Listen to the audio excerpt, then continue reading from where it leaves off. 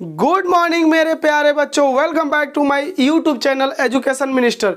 बच्चों आप देख पा रहे हैं जैसा कि यहाँ पे लिखा हुआ है रिप्रोडक्शन। आज का जो हमारा सेशन है बच्चों वह रिप्रोडक्शन पे है। बच्चों यह एक बहुत आज का जो वीडियो बनने वाला है बहुत छोटा बनने वाला है, लेकिन यह है छोटा आज का टॉपिक, लेकिन यह चोट जो है कि बहुत गंभीर देने वाला है, क्योंकि यह एक ऐसा टॉपिक है बच्चों, अगर आप 12th बोर्ड के प्रिपरेशन कर रहे हो, आप यदि रिप्रोडक्शन इन ऑर्गेनिज्म चैप्टर हो या sexual reproduction in flowering plant हो या सेक्सुअल रिप्रोडक्शन इन ह्यूमन हो, इसमें आपको बहुत ज़्यादा इम्पोर्टेंसी देने वाला है। इसलिए यह एक छोटा सा टॉपिक लेके आया हूँ, लेकिन बहुत ही शानदार टॉपिक है। ज़रा इस पे बात करते हैं बच्चों कि आज हम लोग इस सेशन में क्या पढ़ेंगे। बच्चों एक नज़र डालते हैं तो आज हम पढ़ेंगे कि what do you mean by reproduction and type of reproduction, sexual reproduction as a sexual reproduction. नहीं समझ में ठहरिए, यानी कि आज हम समझेंगे कि जनन क्या है, जनन कितने तरह से होता है, सभी जीवों में कितने तरह से जनन होता है, अलैंगिक जनन क्या है, लैंगिक जनन क्या है। आज का ये हमारा छोटा सा पॉइंट है बच्चों।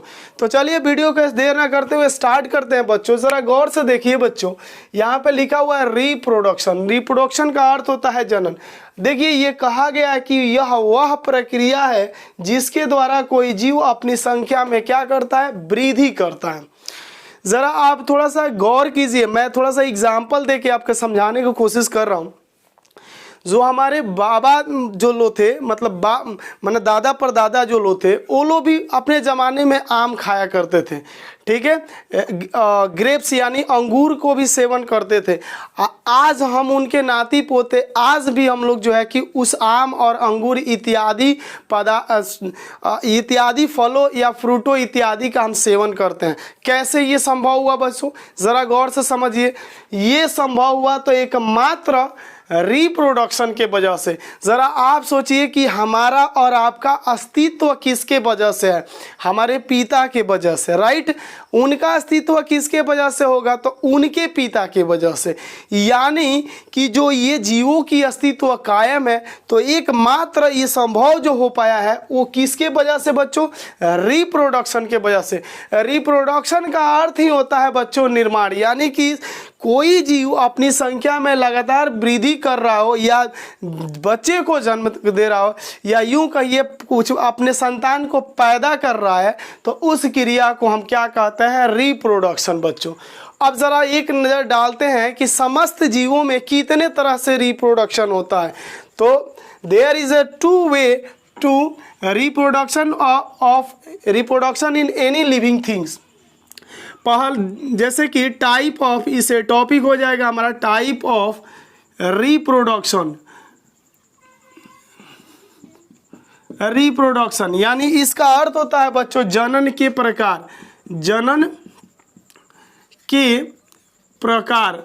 बच्चों बायोलॉजी हम बहुत ही अच्छे संधार और हिंदी में लेके आए हैं बच्चों। आप हिंदी में पार्ट बाइज पार्ट पढ़िएगा, ज़रा इसको समझिए। देखिए दो टाइप का होता है समस्त जीवों में जो ऑल लिविंग थिंग्स है इस पृथ्वी पर, यूँ कहिए कि जितनी पृथ्वी पर जीव है उन सभी जीवों में दो वे है रिप्रोडक्शन का। पहला है as a sexual reproduction, as a sexual reproduction production, इसको बोलते हैं बच्चों अलैंगिक जनन। क्या बोलते हैं बच्चों, अलैंगिक जनन, राइट। और दूसरा जो वे होता है बच्चों सेक्सुअल रिप्रोडक्शन, सेक्सुअल रिप्रोडक्शन, इसको बोलते हैं बच्चों लैंगिक जनन। क्या बोलते हैं इसको, लैंगिक जनन। अब ज़रा गौर कीजिएगा बच्चों थोड़ा सा इस पॉइंट पे। सबसे पहले तो मैं इसको तो सिंपली मैं समझा दूंगा, बट सेकेंड सेक्सुअल रिप्रोडक्शन को आपको सारे प्रोसेस बताऊंगा। अगर आप 12th में पढ़ रहे होगे तो वो प्रोसेस आपको बहुत ही मदद करने वाला है, आपकी चैप्टर को पढ़ने में। ठीक है बच्चों। वैसे तो बच्चों अगर रिप्रोडक्शन की बात करें 12th क्लास में तो रिप्रोडक्शन तीन छोटे चैप्टर है रिप्रोडक्शन का।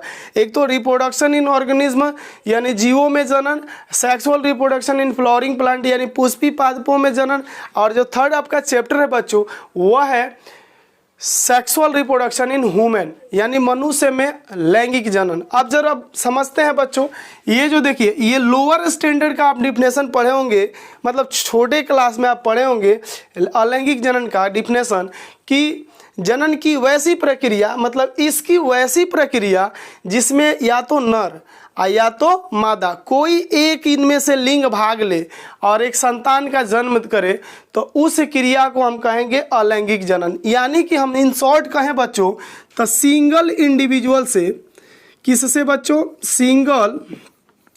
सिंगल इंडिविजुअल यानी कि एक सिंगल पेरेंट्स यानी एक जनक द्वारा एक संतान, एक या अन्य ढेर सारे संतान, जितने संतान उत्पन्न होंगे उसी को कहेंगे, उस क्रिया को कहेंगे अलैंगिक जनन। यानी कि उसमें जो जनन हो रहा है, बच्चों का निर्माण हो रहा है, उस क्रिया को हम कहेंगे वह अलैंगिक जनन की क्रिया से, विधि से जो है कि बच्चे का निर्माण हो रहा है। यानी कि एक कोई भी हो, सिंगल इंडिविजुअल का मतलब क्या, एक जनक हो। जैसे कि उदाहरण के लिए इसका बोल सकते हैं हम लोग अमीबा, अमीबा का नाम आप लोग अच्छे से जानते होंगे, हाइड्रा हुआ या इसके अलावा प्लेनेरिया हुआ, प्लेनेरिया, ये इत्यादि सब जीव है बच्चों, छोटे मोटे जीव है ये। इन सब जीवों में अलैंगिक जनन होता है। अब देखिए बच्चों अमीबा आप देखे होंगे कहीं थोड़ा बहुत लोअर क्लास में कि एक अमीबा रहता है और वह टूट करके अन्य बहुत सारे अमीबा का निर्माण करता है। तो वह क्या, एक जो सिंगल रहता है तो एक ही न जनक रहता है उसमें, यानी कि या तो नर होगा वो तो या तो मादा होगा, उसके द्वारा एक नए संतान की निर्माण हुई तो यह प्रक्रिया अलैंगिक जनन कहलाती है। वैसे तो आप 12th क्लास में अलैंगिक जनन फर्स्ट ही चैप्टर पढ़िएगा, यानी कि रिप्रोडक्शन इन ऑर्गेनिज्म, जीवों में जनन, आप इसमें पढ़िएगा अलैंगिक जनन। थोड़ा बहुत परिचय पढ़िएगा सेक्सुअल रिप्रोडक्शन का फर्स्ट चैप्टर में। अब आते हैं, बात करते हैं बच्चों, इसको तो आप डिफाइन कर सकते हैं। अब हम समझते हैं सेक्सुअल रिप्रोडक्शन को बहुत ही अच्छे से बच्चों। चलिए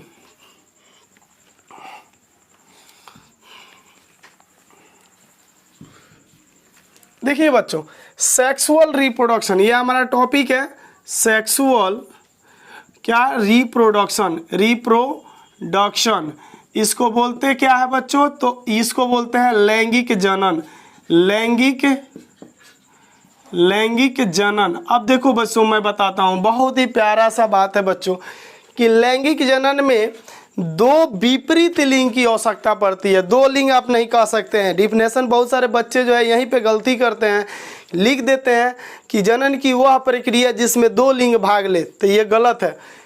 हमने क्या बोला उस पर गौर कीजिए कि जनन की वैसी प्रक्रिया जिसमें दो अपोजिट जेंडर जो है पार्टिसिपेट करेंगे तो उस प्रक्रिया को हम कहेंगे लैंगिक जनन। जैसे कि एक अगर नर है तो दूसरा मादा होना चाहिए, ये नहीं कि नर है एक और नर ले लिए, तो ये तो दो लिंग हुआ ना, लेकिन इसके द्वारा क्या जनन हो पाएगा, नहीं हो पाएगा। यानी इन शॉर्ट में कहें बच्चों, क्या एक पुरुष और दूसरा पुरुष के साथ सेक्स करके क्या बच्चे को जन्म दे सकता है? बिल्कुल ही नहीं। या उसी तरह से आप क्या कह सकते हैं कि दो लड़कियां मिल करके क्या एक संतान को जन्म दे सकते हैं? बिल्कुल नहीं दे सकते हैं। ये बस आप इसको समझते चलना है। तो यानी कि दो अपोजिट लिंग की आवश्यकता पड़ती है। यानी हम कह सकते हैं बच्चों, अगर मान लीजिए हम एक मेल मतलब आप अच्छे से समझते होंगे, मेल मीन्स होता है बच्चों नर।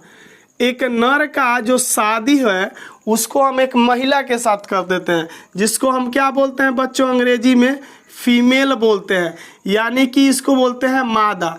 यानी कि एक नर का मैरिज हमने किसके साथ किया? मादा के साथ। अब इसके द्वारा जो संतान उत्पन्न होंगे बच्चों वह सेक्सुअल रिप्रोडक्शन कहलाएगा। ये वे है।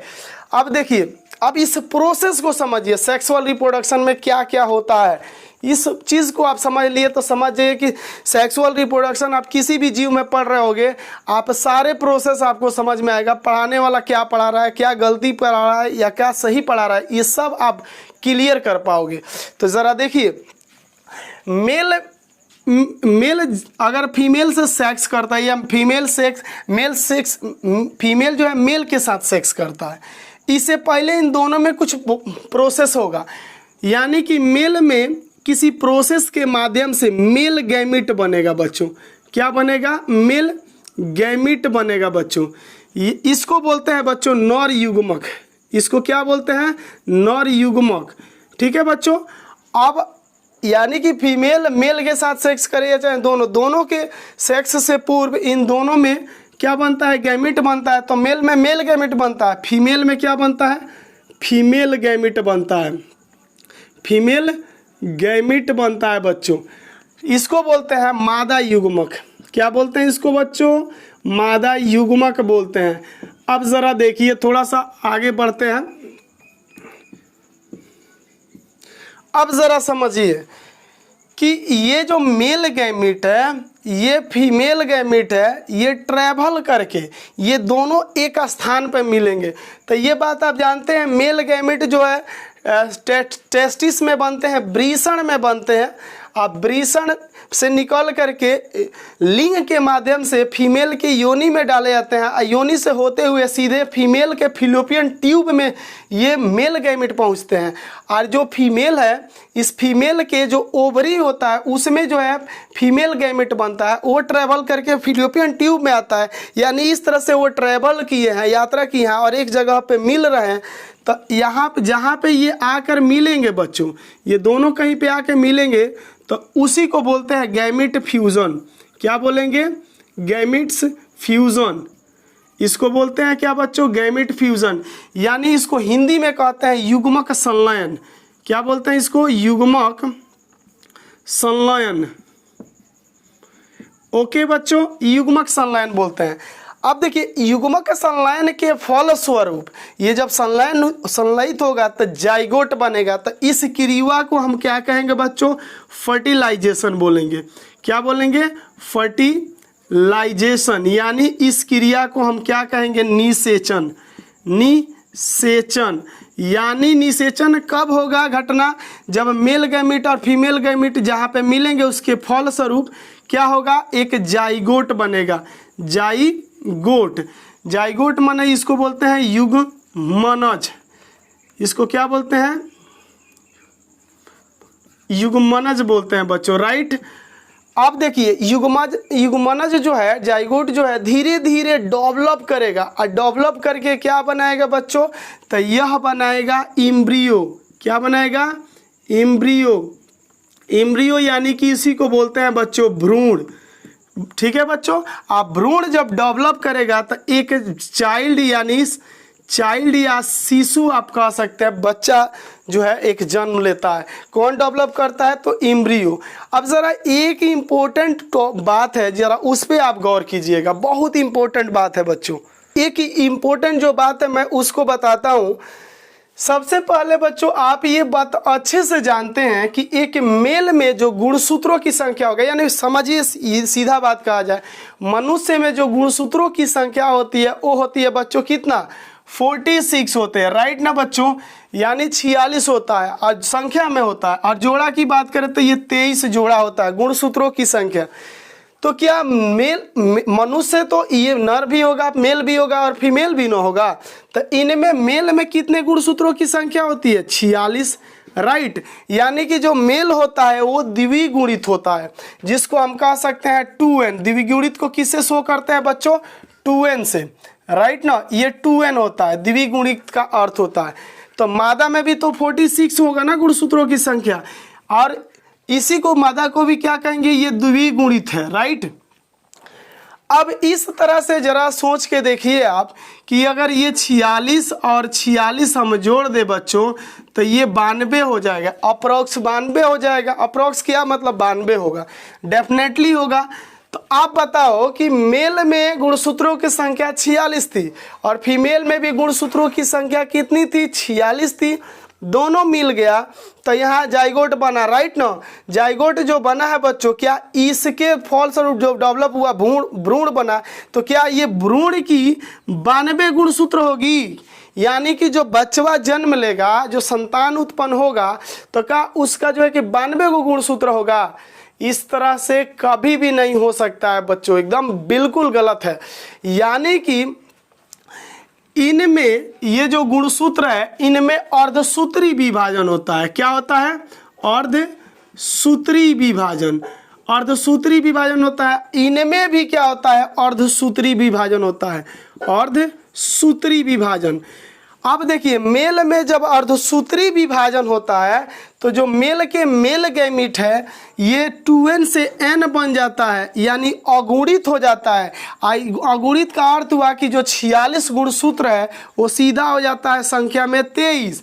उसी तरह से फीमेल में फीमेल गैमीट बनने से पूर्व इनमें अर्धसूत्री विभाजन होता है, तो ये जो फीमेल द्विगुणित थी ये हो जाएगी अगुणित, इनके गुणसूत्रों की संख्या हो जाएगा 23। यही दोनों आकर गैमीट फ्यूजन करेंगे तो 23 मिल करके एक बच्चा का जो गुणसूत्रों की संख्या होगी बच्चों, यहाँ पे कितना हो जाएगा? 46 हो जाएगा।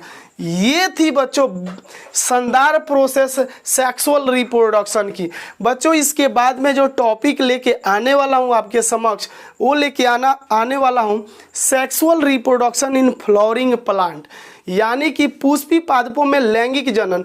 तो है जो प्रोसेस बताए हैं ना, इस प्रोसेस को आप समझिए कि इसको एकदम दिमाग में फिट कर लीजिए कि ये प्रोसेस, यानी कि जो लिंग वाला होगा जीव, इस जीव जो ऑल लिविंग थिंग्स की बात कर रही हैं, जो जिसमें जेंडर पाया जाता है, फीमेल और फीमेल पाया जाएगा, उन सब में सेक्सुअल रिप्रोडक्शन होगा। सेक्स होगा, उसके बाद उनका बच्चे का रिप्रोडक्शन होगा, राइट ना बच्चों। तो ये प्रोसेस है, उसी को दिमाग में रखना है। ज़रा एक बार रिपीट कर लीजिए इस बात को।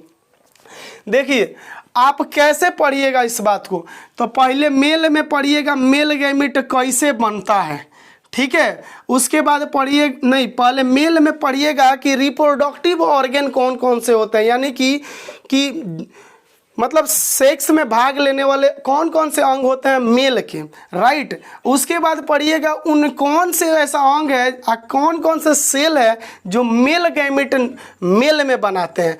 इसी बात को आप फीमेल में भी पढ़िएगा कि फीमेल में कौन कौन से सेक्स करने वाले ऑर्गन होते हैं और उनमें कौन सा अंग होता है और उस अंग में कौन सा सेल होता है फीमेल का जो फीमेल गैमीट का निर्माण करता है। उसके बाद इन दोनों को ट्रेवल कराइएगा तो जाइगोट बनेगा। अब जाइगोट कहाँ बनेगा, इस अंग को पढ़िएगा, किसके द्वारा आएगा, कौन सा पार्ट। उसके बाद युग्मनज का बारे में समझिएगा, युग्मनज कैसे डेवलप होता है, एम्ब्रियो कैसे बनेगा। इस बात को आप एक प्रोसेस से पढ़िएगा। तो बच्चों इस वीडियो में हम लोग को इतना ही पढ़ना था। इसके बाद हम मिलते हैं नेक्स्ट वीडियो में, तब तक के लिए मुझे दीजिए इजाज़त। जय हिंद, जय भारत। और यदि आपको नोट करना है तो वीडियो को पॉज करके नोट कर लीजिए। धन्यवाद।